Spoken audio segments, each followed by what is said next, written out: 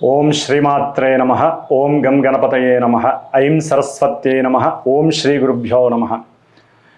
జ్ఞానానందమయం దేవం నిర్మలస్ఫటికాకృతిం ఆధారం సర్వవిద్యానాం శ్రీ హయగ్రీవముపాస్మహే. వీక్షిస్తున్నటువంటి ప్రేక్షకులందరికీ కూడా ఈ యొక్క మాసంలో నవంబర్ 1 నుంచి నవంబర్ 30వ తేదీ వరకు మేషరాశి వారికి ముఖ్యంగా గ్రహ స్థితిగతుల యొక్క ప్రభావము ఏ విధంగా ఉంది అనేటటువంటి విషయాన్ని మనం పరిశీలించినట్టు కనుక మేషరాశిలో ముఖ్యంగా అగ్నితత్వపు రాశి అయినటువంటి చరరాశి అయినటువంటి ఈ మేషరాశిలో అశ్విని నక్షత్రము 1, 2, 3, 4 పాదాలు, భరణీ నక్షత్రము 1, 2, 3, 4 పాదాలు, కృత్తికా నక్షత్రము మొదటి పాదం ఉన్నటువంటి వారు, అట్లాగే కొంతమంది కొన్ని నామాక్షరాలు కలిగినటువంటి వారు మేషరాశి కిందకు వస్తారు. అయితే ఈ యొక్క నవంబర్ మాసంలో మనకి ప్రత్యేకించి గ్రహాల యొక్క అవస్థలో చాలా మార్పులు జరుగుతున్నాయి. ముఖ్యంగా ఈ నవంబర్ మాసంలో చాలా పెద్ద గ్రహమైనటువంటి గురు మహానుభావుడు మనకి ఆల్రెడీ ఆయన అక్టోబర్ 18వ తేదీన కర్కాటక రాశిలోకి వచ్చి ఉన్నాడు. ఆయన నవంబర్ 11వ తేదీన వక్రగతిని పొంది మళ్ళీ వెనక రాశి అయినటువంటి మిథున రాశిలోకి తన యొక్క ప్రయాణాన్ని చేస్తూ ఉంటాడు ఆయన. అట్లాగే శని మహానుభావుడు ఈ యొక్క నవంబర్ మాసంలోనే నవంబర్ 28వ తేదీన తన యొక్క సొంత నక్షత్రంలో వక్రగతిలో జలుపుతున్నటువంటి వాడు రిట్రోగ్రేడ్ అంటే ఆ వక్రగతిని వదిలివేసి నవంబర్ 28వ తేదీన రుజుమార్గంలోకి డైరెక్ట్ మోషన్లోకి ఆయన మరలా ముందు రాశిని చూస్తూ వెళ్తూ ఉంటారు. ఇది కొన్ని రాశుల వారికి ముఖ్యంగా ఏలినాటి శని అనుభవిస్తున్నటువంటి ఈ మేషరాశి వారికి కొంత ఇబ్బందికరమైనటువంటి పరిస్థితులు మరలా ఎదురయ్యే అవకాశము ఉంటాయి. అట్లాగే కుజుడు, పాపగ్రహమైనటువంటి కుజుడు ఈ యొక్క అక్టోబర్ 27వ తేదీన తన యొక్క సొంత రాశి వృశ్చిక రాశిలోకి అడుగు పెడుతున్నాడు. ఇది మేషం నుంచి కూడా 8వ రాశి కాలపురుషాంగంలో. ఇది యొక్క రాశి మహాప్రమాదకరమైనటువంటిది. కుజుడు మహాప్రమాదకారి. కాబట్టి ఈ కుజుడు ఈ 8వ రాశి సొంత క్షేత్రంలోకి వచ్చినప్పుడు ఎన్నో ప్రమాదాలు, జలగండాలు, సమస్యలు కలుగజేయటానికి ఈ కుజుడు అనేటటువంటి వాడు సహకరిస్తూ ఉంటాడు. అట్లాగే బుధగ్రహము ఈ యొక్క నవంబర్ 1 నుంచి కూడా దాదాపుగా డిసెంబర్ వరకు 25వ తారీఖు వరకు కూడా ఆ యొక్క బుధ మహారాజు అటు వక్రగతిని పొందుతాడు, మళ్ళా రుజుమార్గంలోకి వస్తాడు. దాదాపుగా తులారాశి, వృశ్చిక రాశి ఈ విధంగా ఈ 2 రాశుల్లో తారసపడుతూ ఆయన ఇచ్చేటటువంటి వైబ్రేషన్స్ చాలా ఇబ్బందికరంగా తలతిక్కగా కూడా ఉంటాయి. ముఖ్యంగా వ్యాపారస్తులకి ఇబ్బందికరమనే చెప్పుకోవాలి. తదుపరి శుక్రుడు.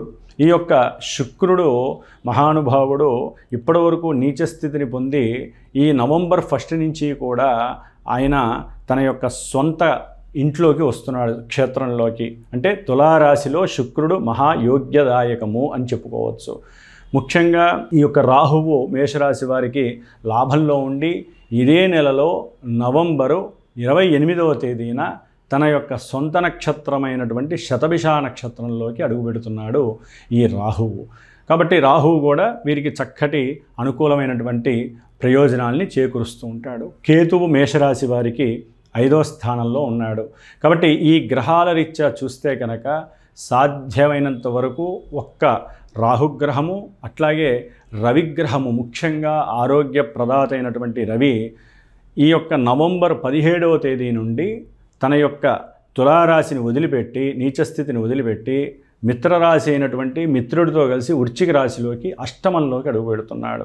కాబట్టి ఆరోగ్యం భాస్కరాదిచ్చేత్, ఆరోగ్యాన్ని ఇచ్చేటటువంటి ఈ సూర్యుడు మరి పంచమాధిపతి అయి 8వ స్థానంలోకి రావటం చేత ఈ యొక్క మేషరాశి వారు ఆరోగ్యరీత్యా తగు జాగ్రత్తలు తీసుకోవాలి ముఖ్యంగా.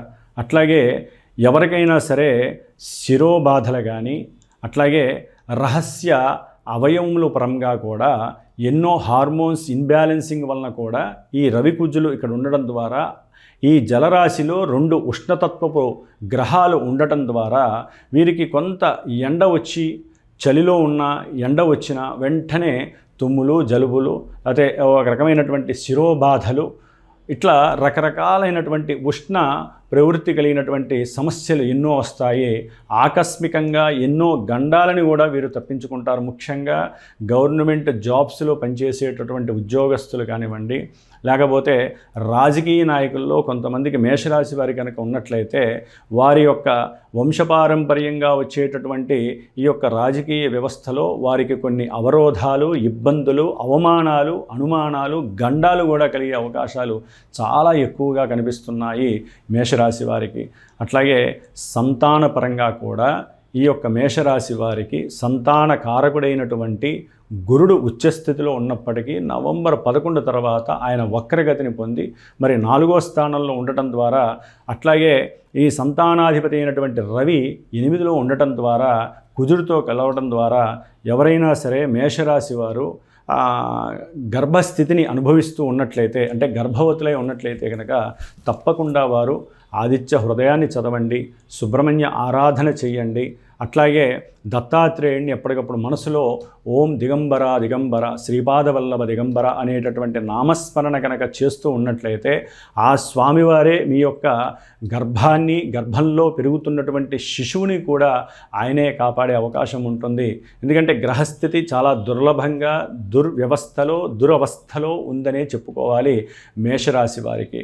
ఆ జాతకరీత్యా మీకేదైనా అనుకూలమైనటువంటి గ్రహదశలు, అట్లాగే అంతర్దశలు, విదశలు జరుగుతున్నట్లయినా, లేకపోతే ఈ యొక్క గ్రహాలు జాతకంలో ఎక్కడైనా పాజిటివ్ కనుక ఇస్తున్నట్లయితే ఈ యొక్క ఎఫెక్ట్స్ మీకు అంతగా తగలకుండా కొంతవరకు ఆ జాతకంలో ఉన్నటువంటి పరిస్థితులు మిమ్మల్ని ఎప్పటికప్పుడు కాపాడే అవకాశాలు అయితే ఉంటాయి. ముఖ్యంగా 5వ స్థానంలో మేషరాశి వారికి కేతు ఉండటం చాలా అవస్థ కలిగినటువంటి పరిస్థితి. ఎందుకంటే అటు ఆధిపత్యం కలిగినటువంటి రవి బాలేదు, కారకుడైనటువంటి గురుడు ఉచ్చస్థితిలో ఉన్న ఉపయోగం లేదు.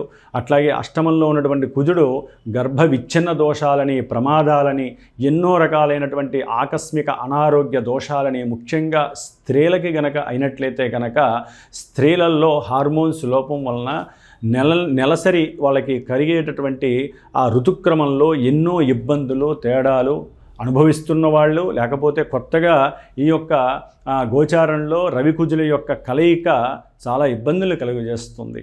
అట్లాగే మేషరాశి వారికి ముఖ్యంగా శని మహానుభావుడు మరి ఈ నెలాఖరులో మనం అనుకున్నట్లుగా ఏలినాటి శని ప్రభావం ఈయన వక్రగతిలో ఉన్నందుకు కొంతవరకు ఓదార్పునిచ్చినా కూడా ఇప్పుడు మళ్ళా ఆయన తన యొక్క మార్గాన్ని డైరెక్ట్ మోషన్లో చేయటం ద్వారా ఎన్నో రకాలైనటువంటి ఇబ్బందులు, అవి ఉద్యోగంలో ఆటంకాలు, ఉద్యోగంలో మార్పులు, ఇప్పటివరకు ఏదో తటస్థంగా ఉన్నప్పటికీ ఉద్యోగంలో మార్పులు కలగటము, అట్లాగే ముఖ్యంగా శుక్రుడు సప్తమంలోకి రావటం ద్వారా ఈ నెల రోజులు మరి కారకో భావనాశాయ అని ఈ శుక్రుడు ఉండటం ద్వారా వ్యాపార విశేషాలలో కొంత ఆర్థిక ధనలాభాదులు కలుగుతాయి. భార్యాభర్తల మధ్య సఖ్యత కలిగినప్పటికీ అక్కడ ఉండటం వలన కొంత ఆలోచనతో ముందుకు వెళ్ళాలి తప్ప అంతా అనుకూలంగా ఉంది అనేటటువంటి ఆ యొక్క పరధ్యాస స్త్రీపరమైనటువంటి దోషాలని, వ్యాపారాలలో తగినటువంటి నష్టాలని కలుగజేసే అవకాశం ఉంటుంది.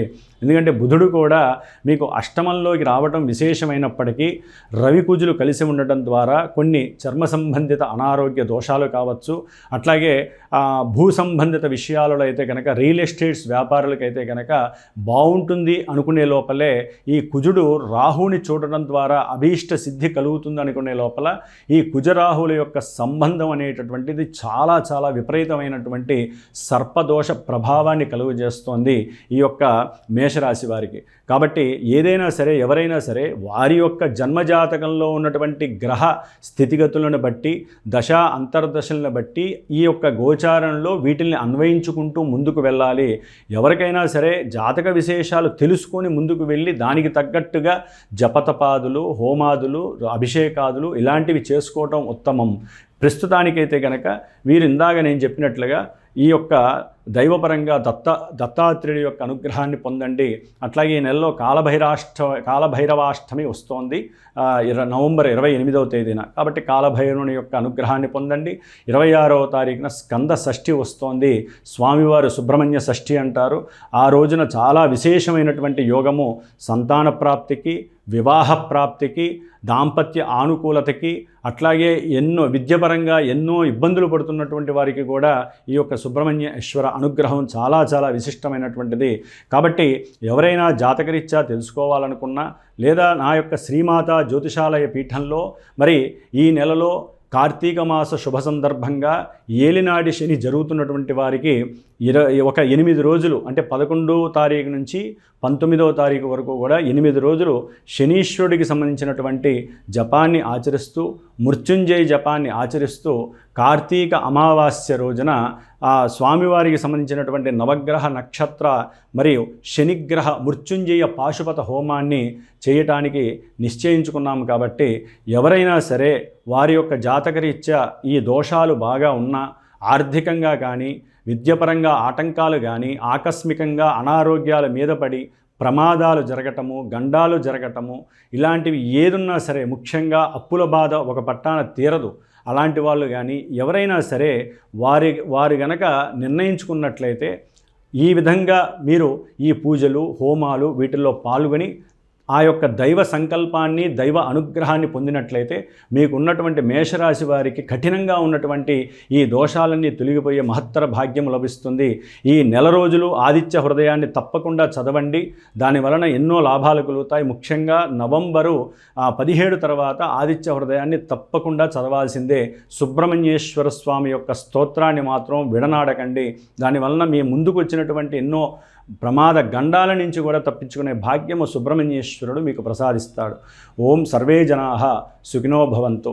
ఓం శ్రీమాత్రే నమః.